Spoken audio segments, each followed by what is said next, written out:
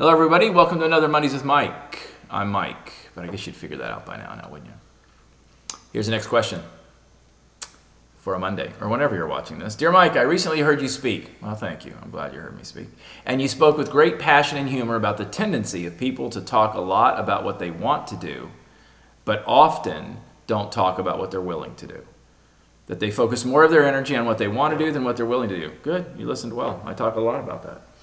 My question is, can that ever be reversed? Can you be willing to do it, but not really want to do it?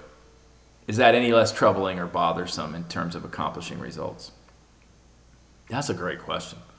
You should get a book for that question. That is a great question. I have never been asked that question, and I'm going to add that to that talk that you heard. I heard you speak with passion and humor about the tendency of people to talk a lot about what they want to do, but don't often talk about what they're willing to do. Can that ever be reversed? Can you be willing to do something you don't want to do?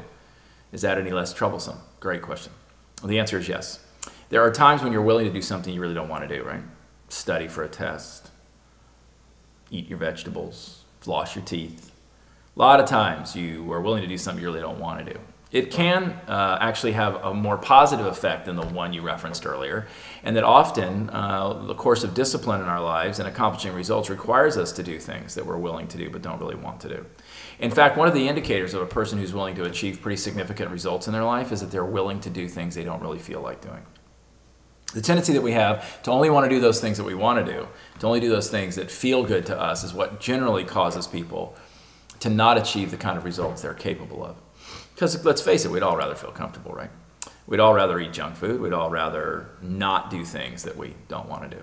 But the success has to do with being willing to do the things we don't often want to so that we can achieve the results that are necessary. So I would say that it isn't any less troublesome, but I would say that it can produce greater results. That if you want to do something and you're not willing to do something, then don't do it.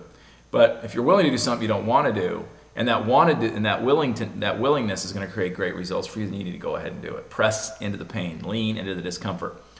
Do it anyway, and you'll realize the results. Take care. We'll see you next week.